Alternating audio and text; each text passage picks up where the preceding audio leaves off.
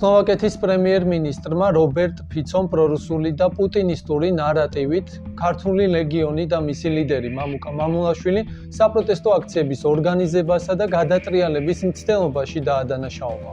31 იანვარს პრეს-კონფერენციაზე სლოვაკეთის პრემიერ-მინისტრმა განაცხადა, რომ პოლიტიკური ოპოზიციის წარმომადგენლებს, ასევე საზოგადოებრივი პროტესტის ორგანიზატორებს ბრატისლავაში კავშირი აქვთ ქართული ლეგიონის მებრძოლებთან. სლოვაკეთის პრემიერ-მინისტრი კიდევ უფრო შორს წავიდა და თქვა ისიც, რომ ლეგიონს უკრაინის კონტრდაზვერვა აკონტროლებს და აღნიშნა, რომ მამულაშვილი ერთ-ერთია, ვინც სლოვაკეთმა შავ სიაში შეიყვანა. ამასთან პრეს-კონფერენციაზე რობერტ ფიცომ აჩვენა ფოტოები, რომლებზეც მამუკა მამულაშვილი ოპოზიციის ერთ-ერთ ლიდერთან ერთადაა გადაღებული. სრული აბსურდია, ასე აფასებს მამუკა მამულაშვილი რობერტ ფიცოს ნარატივებს. მასთან ინტერვიუ დისტანციურად ჩავწერეთ. ქართველი მებრძოლი ვარაუდობს, რომ ამ ყველაფრის უკან რუსეთის სპეცსამსახურები დგას, რადგან მეთოდი აშკარად რუსულია. მოდით მოვუსმინოთ მამუკას. Absolutely ბრალდება, იმიტომ რომ სლოვაკეთთან არა მაქვს ისეთი კავშირი, რომ ახლა ვიფიქრო გადატრიალებს და მაგის დრო მქონდეს, როდესაც დურად ფართო მასშტაბით შორ ჩართულობა. ფიცოს არ უყარვართ, რა თქმა უნდა, იმიტომ რომ არ უყარვართ პუტინს. პუტინი აღვიქვავს, მეც პირადად აღვიქვავს, როგორც პირად მტერს. რატო აქვს მაგაზე უკვე გარკვეული, ასე ვთქვათ, პასუხები. დიქტატორებს არ უყართ იდეოლოგიურად განწყობილი ადამიანები, თუმცა ჯგუფები, დიდი ჯგუფები და თუმცა ჯგუფები, რომლებიც ზიანს აყენებენ. აქედან გამომდინარე, ფიცომ უკრაინის ყოფილმა მთავრობამ, პრორუსულმა მთავრობამ და კიდევ რა ვიცი, ბევრმა აგვირჩია მიზნად და ესე ვთქვათ, იერიში მოაქვს ძალიან მიზანმიმართულად. გამომდინარე იქიდან, რაც ახლა ხდება ზოგადად აი 4-5 თვის განმავლობაში ძალიან დიდი კომპანიაა. ანტიპიარი ჩვენი დაგეგმილი რუსეთის სპეცსამსახურების მიერ, არა მარტო ანტიპიარი, არამედ კიდე სხვა კომპონენტიც აქვს ამას სამწუხაროდ, რაც ჩემი აზრით ფიზიკური ლიკვიდაციასაც ეხება და აქედან გამომდინარე ბუნებრივია, რომ პრორუსული პოლიტიკოსები თუნდაც ევროკავშირის წევრი ქვეყნების აკეთებენ ასეთ განცხადებებს. ქართული ლეგიონი არის თავისუფლებისთვის ბრძოლის სიმბოლო. და სწორედ ეს აწუხებთ ეს ადამიანებს. რაც შეეხება ფოტოებს, რომლებიც ფიცომ აჩვენა, ეს მორიგი манипуляცია და ფალსიფიკაციაა.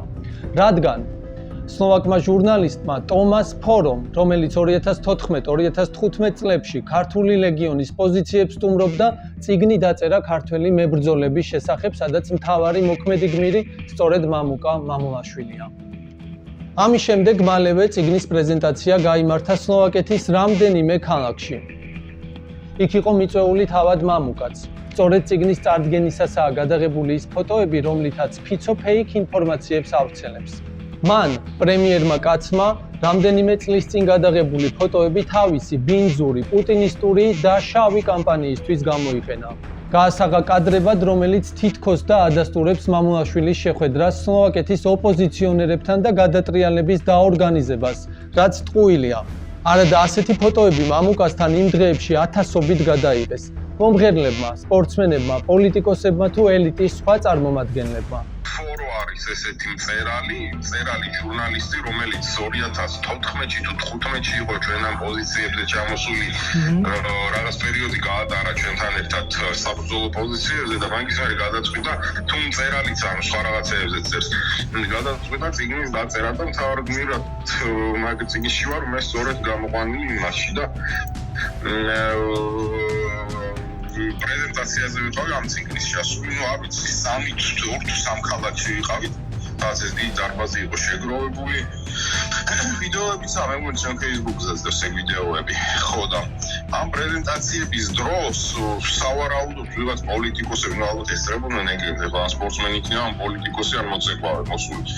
ხო და პოლიტიკოსებიც იყვნენ მოსულები და გადაიღებულია 2 წლის წინდელი სურათები და მაგ სურათებით манипуლირებს ფიცო ზუსტად.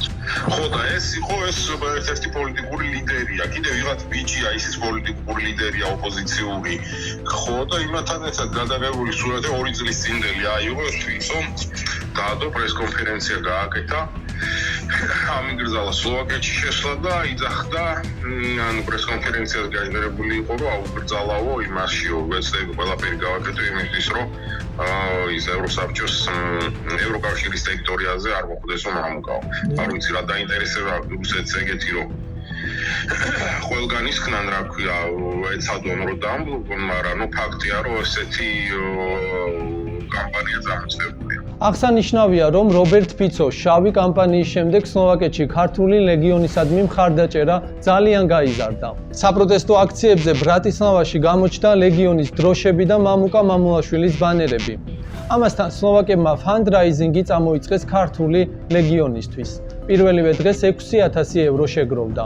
სლოვაკები აცხადებენ, რომ ქართველი მებრძოლებისთვის დიდი თანხების მოზიდვას მოახერხებენ. აქციები სლოვაკეთში ბოლო პერიოდში პერმანენტული ხასიათისაა. ათასობით ადამიანი ქვეყნის სხვადასხვა ქალაქში მასშტაბურად გამოდის და ქვეყნის პრემიერ-მინისტრის ფიცოს პრორუსულ პოლიტიკას გმობს. და ბონუსად კიდევ ერთი ფაქტორი უნდა ვახსენოთ. სლოვაკეთის მთავრობის მრჩეველი ერიკ კალინიაკი. ის თბილისში ქართული ოცნების მთავრობის საგარეო საქმეთა მინისტრსა და პარტიის წარმომადგენლებს შეხვდა. შეხვედრის შემდეგ კალინიაკმა ვიდეო გამოაქვეყნა, სადაც მოჰყვა, რომ განიხილეს საქართველოში მთავრობის გადატრიალების ცოტა ხნის წინანდელი გეგმა. პოლიტიკოსი ირწმუნება, რომ საქართველოსა და სლოვაკეთში საპროტესტო აქციები არასამთავრობო ორგანიზაციების დახმარებით უცხოეთიდან ფინანსდება. ამ კონტექსტში მან უკრაინაში მებრძოლი ქართული ლეგიონის მეთაური მამუკა მამულაშვილი ახსენა. და დიახ, სწორედ ამის შემდეგ დაიწყო ყველაფერი. ამ განცხადების შემდეგ სლოვაკეთის პრემიერ-მინისტრმა პუტინისტური შავი კამპანია წამოიწყო ქართული ლეგიონის მებრძოლების წინააღმდეგ.